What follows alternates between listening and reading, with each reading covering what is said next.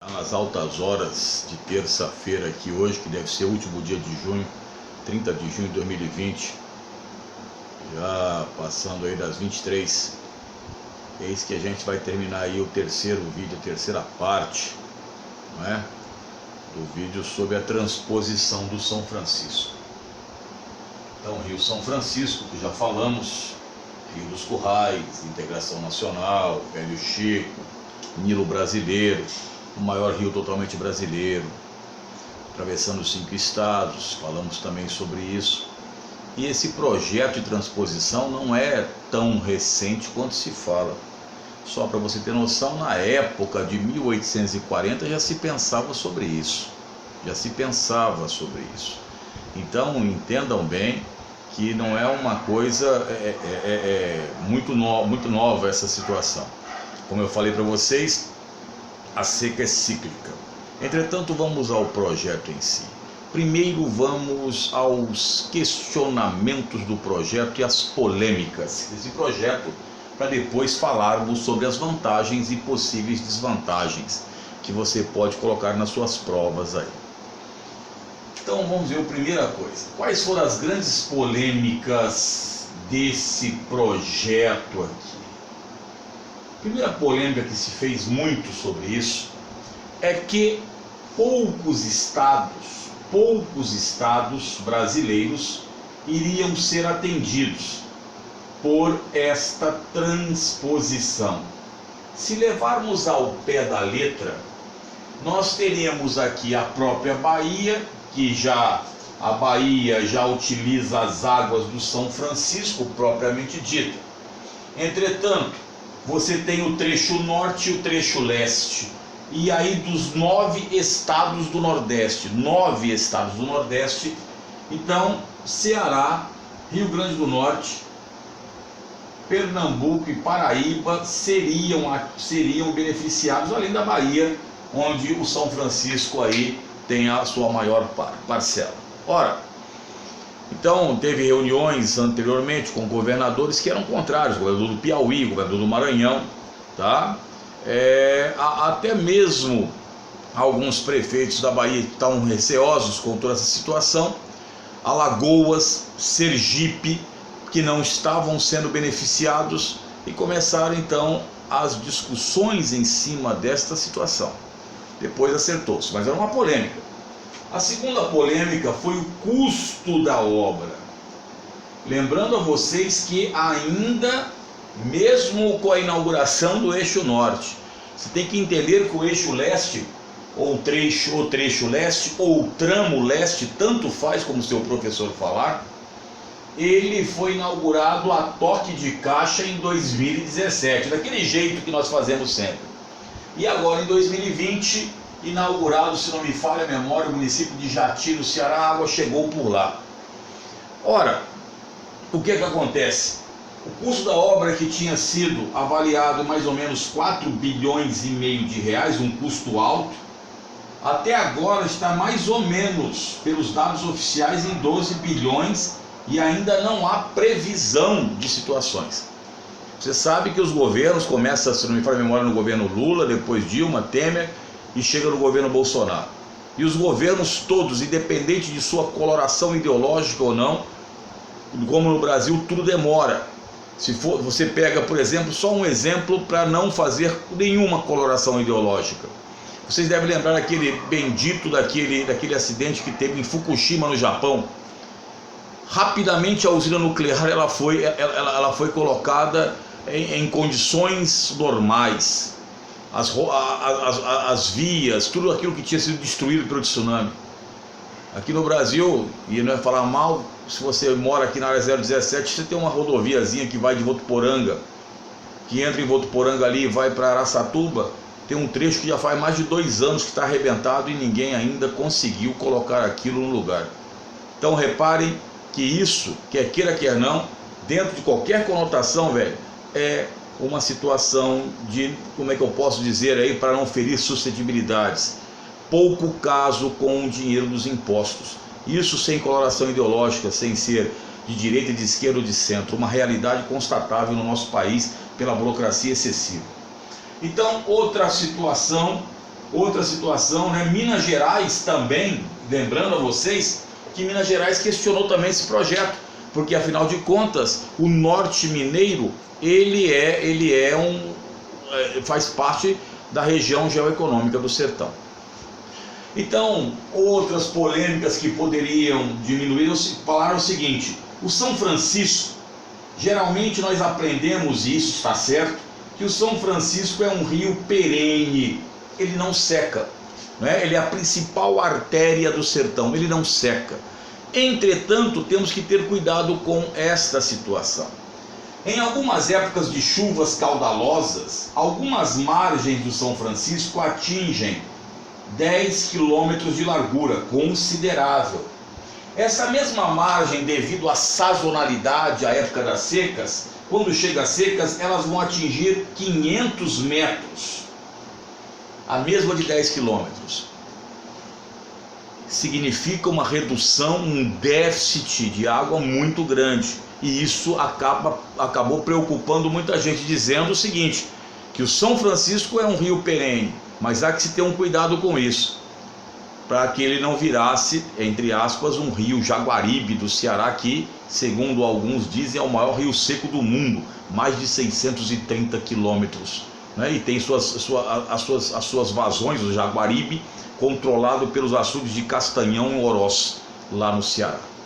Então veja bem, essas polêmicas aqui foram feitas, tal, né? Teve até época, teve um padre lá, se não me falo, em São Francisco, que entrou em greve de fome, né, com a questão do desemprego e tal, mas nós vamos agora colocar as vantagens e desvantagens, tá? Vamos agora dar uma paradinha louco Abreu, onde eu vou colocar as principais vantagens, vou elencá-las ali, e depois vou elencar as desvantagens para terminarmos esse vídeo com dignidade. Dá uma paradinha louco Abreu. E aí, fião, continuando nossa ida aí com as vantagens agora e desvantagens da questão do São Francisco. Vamos começar com a vantagem. A perenização de rios e açudes.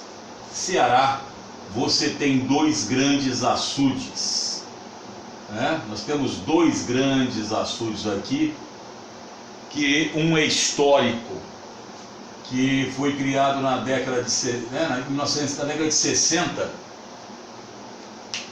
o açude de Oroz, que era o maior, inclusive se você é fã de Raimundo Fagner, ele nasceu no município de Oroz. E depois, o maior açude do Brasil, o Castanhão, também no Ceará. Então, a perenização, a água levada iria também aqui no caso, não é? Abastecer, aumentar o índice, os reservatórios ali daquela região. Você sabe que existe uma técnica de açude chamada açudagem, e por incrível que pareça, para quem não sabe, muitos açudes do Nordeste estão condenados. Porque quando você faz um açude, entenda bem, o açude é quase uma captação, uma bacia. Quando você faz, você tem que colocar um sistema ali, para quando você retirar ali, não ficar depositando sais na parte inferior. Então você abre, aquilo ali sai a água ali, para evitar a deposição de sais. E aí o pessoal fazia muito açude sem essas válvulas, para economizar dinheiro. Aí muitos açudes ficaram condenados com águas salobras, ou seja, águas com alta salinidade. Você sabe que água com alta salinidade ela é maléfica, principalmente para o sistema renal. Então é o seguinte, filhão. Então, perenização de rios e açudes. Lembrando a vocês que nós temos um rio aqui, chamado Jaguaribe, o Jaguaribe, que tem o canal do trabalhador, que eu não sei, me faz memória, não sei se foi criado por Tasso Gereissati ou Ciro Gomes, na época que eram governadores do Ceará, não me lembro. Também é um canal que se usa muito para irrigação.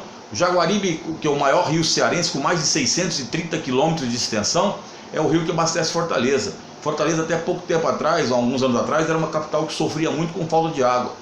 Então, com maior vazão, lógico que você tem condições de dar uma condição melhor, né, até a população das grandes cidades, com essa transposição. Geração de empregos, o pessoal calculou mais ou menos 5 mil empregos em 4 anos de obra. Você sabe que foi bem mais de que 4 anos de obra. Foi muito mais do que os 4 anos previstos nas obras de transposição do São Francisco. Tá? Depois, aumento da renda do comércio local. não é? Você gera todo um processo em cima disso, não é? Por quê? Porque além dos empregos aqui, você também, a tendência é reter o homem no campo. Existe segundo alguns, não é? 400 mil pessoas poderão ficar dentro das suas áreas de campesinato.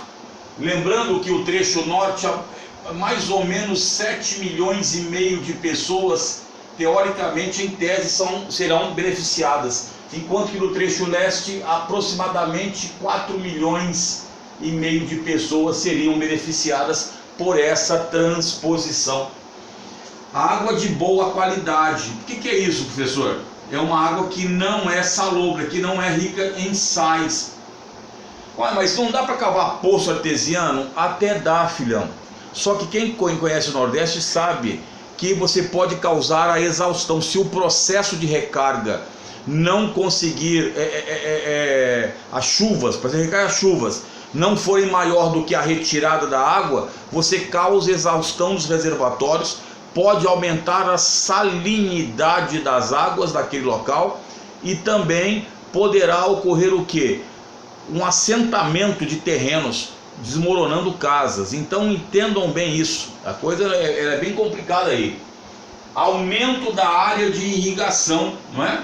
Aumento da área irrigada, principalmente frutas, hortaliças, legumes, cereais. Isso é importantíssimo, até haja visto que o Brasil vem cada vez mais na sua produção de grãos. Então você poderia criar aí alimentos baseados na subsistência.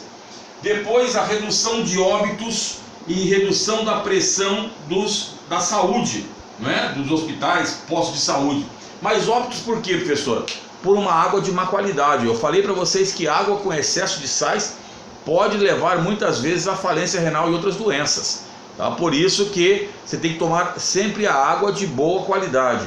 E a água do sertão, dos aquíferos sertanejos, elas não têm essa qualidade toda que muita gente acha que tem. O próprio Wahb Saber era contra a transposição e também contra essa situação. Tanto é de poços. O próprio Ciro Gomes falou pouco tempo atrás isso em sua televisão. Poços artesianos, a água é muito salobra. Tanto é que em alguns lugares você usa um processo de dessalinização das águas, como se fosse quase água do mar, para tirar os sais da água. Alguém poderia falar, professor, mas a gente não poderia pegar aí em Fortaleza, Rio Grande do Norte, Paraíba, fazer a dessalinização igual se faz em Israel, na Califórnia, na Austrália e trazer água para o sertão? Poderia, ou na Líbia, né? Poderia, mas ficaria muito caro, caríssimo. Então nós temos que fazer as adaptabilidades que dá, fazer aquela coisa, fazer o que dá. E o abastecimento de cidades, segundo alguns, mais de 12 milhões, como eu falei para vocês, de pessoas seriam beneficiadas por essas águas, que seriam águas de boa qualidade. Então seriam algumas vantagens do Rio São Francisco, não é? Agora vamos às desvantagens e críticas a esta situação. Vou dar uma paradinha louco Abreu para fazer ali do outro lado, para depois só ir, para não ficar muito longo o vídeo e você não me xingar como ele está me xingando até agora. E aí, fião? Rapidamente agora vamos às desvantagens que muita gente falava da questão de diminuição de geração de energia elétrica, não era comprovado, tá? Mas poderá trazer algumas situações aqui, algumas desvantagens. A perda de empregos nas regiões que tiverem suas terras desapropriadas, e essas frentes de trabalho que foram criadas por empresas aí para empregar os trabalhadores, quando acabassem as obras, eles ficariam desempregados. Nós tivemos aqui próximo, na nossa área 017, uma cidade chamada Três Lagoas, no Mato Grosso do Sul. Mais próximo ali à área de Andradina, tal, que já não é mais a área 017, é quase a área 018, né? de São Paulo. Três Lagoas foi uma das cidades que mais cresceu dentro do Brasil na década de 1990, já falamos em alguns vídeos aí. Teve um problema ali para construir um monte de indústria, edificações, veio uma mão de obra muito grande. Só que aí a própria cidade não conseguiu absorver todo mundo. E isso gerou uma pressão urbana muito grande. Então isso pode acontecer também dentro de um processo. Modificação dos ecossistemas dos rios. e a perda até de biodiversidade. Por quê? Porque existe a ictiofauna e a ictioflora. A ictioflora, a flora dos rios, a ictiofauna, a fauna dos rios, que estão adaptados já a uma determinada salinidade das águas. E se você aumenta a quantidade de água e diminui os sais, isto poderá trazer, né, a diminuição de algumas espécies que não se adaptarão. Os ecólogos, biólogos caem muito nessa situação. Tensões e riscos sociais nas obras, como o pessoal dizia, essas tensões e riscos estavam ligados à vinda de trabalhadores, que acabam gerando uma pressão e podem trazer tensões e riscos ali. E ali naquela área também existem algumas comunidades indígenas, então havia um grande receio do contato, né, quando nós falamos do contato, falando ali da invasão, muitas vezes dentro da cultura indígena, trazendo também riscos de tensões, era o que o pessoal falava muito. Pressão na infraestrutura das cidades, principalmente com os novos trabalhadores, porque a cidade, você sabe, a infraestrutura é a estrutura de base de uma cidade. Ela está baseada nos serviços públicos, saneamento, logística de transportes, comunicação, enfim, toda essa situação que você conhece bem, da infraestrutura de base. Toda cidade ela tem seu planejamento para suportar um determinado número de habitantes. Cidades maiores, elas têm que suportar os seus habitantes e a população flutuante. E população flutuante é aquela geralmente que é diária, ela vai e volta, ou pessoas que são atendidas, por exemplo, nas redes hospitalares, e tudo isso é calculado. Vocês estão vendo aí na nossa área 017 quantas cidades estão passando por problemas, justamente por quê? Por causa do Covid-19, a pressão que acontece dentro dos órgãos de saúde. Então, o pessoal teve um medo muito grande com essa pressão na infra das cidades, que causa um macrocefalismo tal. Sítios arqueológicos que existem naquela região, não que serão submersos, como aconteceu, por exemplo, a submersão de sítio arqueológico na construção da usina hidrelétrica Serra da Mesa, no Rio Maranhão, que é lá em Goiás. Essa Serra da Mesa foi construída para Brasília, temos um vídeo onde nós falamos sobre isso. Mas do excesso de pessoas ali, porque o sítio arqueológico, eu tenho uma amizade aqui, vou mandar um salve para o professor Carlos Eduardo Maia, que é o nosso grande companheiro aí, paleontólogo. Ele sabe que aquilo é muito sensível, então nós temos que ter um cuidado muito grande quando andamos em sítios arqueológicos, sem mexer e tal, deixando aos especialistas que o façam. E nós, infelizmente, não temos esta cultura dentro de nós aqui para mantermos intactos os sítios arqueológicos. Essa é uma grande realidade. Introdução de peixes novos que podem trazer problemas do ecossistema, como piranhas, por exemplo. Algumas piranhas que não são naturais daquela região. Vou dar um exemplo para você como é que é problemático isso. Você conhece a região do Pantanal Mato Grossense. Pantanal Mato Grossense, né, se você é oceanógrafo, o oceanógrafo geralmente ele faz uma especialização em liminografia ou liminologia e vai fazer aí a questão de rios e vai também trabalhar com essa questão da criação de peixes ali, né, em viveiros, em cativeiro. O que acontece? Acontece que no Pantanal choveu sobremaneira e aí alguns daqueles reservatórios romperam. E o tucunaré deu linha na pipa e subiu o rio Paraguai. Aí ele passou pela Chapada dos Parecis, que é uma reserva de águas emendadas. E ele foi para onde? Na bacia amazônica, onde ele não é natural. E ele causou um desequilíbrio muito grande no ecossistema. Então, quando o homem ele introduz novas espécies, tem que ter um cuidado muito grande, que pode causar um desequilíbrio muito grande. É só pegar lá o Pablo Escobar com os hipopótamos na Colômbia. Colômbia tem hipopótamo hoje.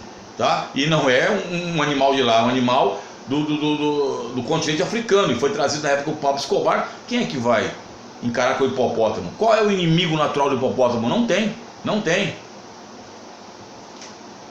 Benefícios, antes de ir no benefício, eu vou pôr aqui o 6A, salinização de solos devido à irrigação, como acontece já no Vale do São Francisco, próximo a Petrolina e Juazeiro, tá ok?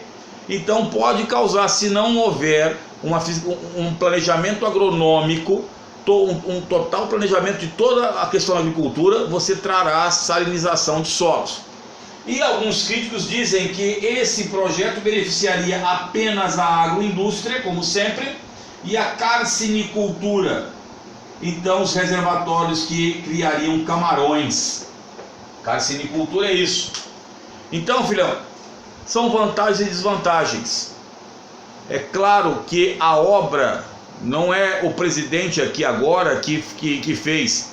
Há todo um contexto de 4 presidentes que fizeram. Ninguém vai te perguntar no vestibular se alguém fez 80%, 70%, 90%. Tá? Então vou deixar bem claro isso.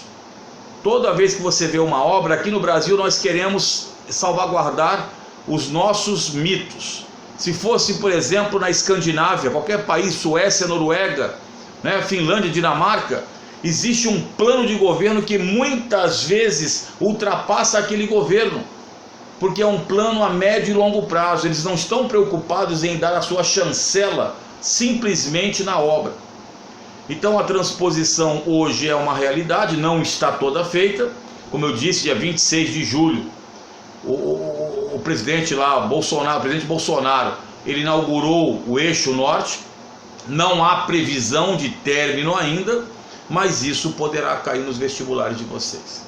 Sabemos que é um vídeo deveras longo para o padrão youtúbico, se é que existe esse neologismo, mas tentamos fazer aí em 3 pequenos vídeos, né? O primeiro vídeo fala sobre o semiárido, depois o rio e depois a transposição, o projeto de transposição em si. Não adianta falar que Dom Pedro pensava isso e tal. Existem outros projetos? Tem. Um dia, quem sabe, nós falaremos aqui da possibilidade, segundo alguns, tem um espigão mestre que divide aqui, né, o espigão mestre entre Bahia e Goiás aqui, aquela região toda, o desvio das águas do rio Tocantins para isso. Mas isso fica para uma outra vez, se sair do papel. Cola conosco, fião, tamo junto, já Elvis, e agora é quase meia-noite, tamo aí, que não pode parar.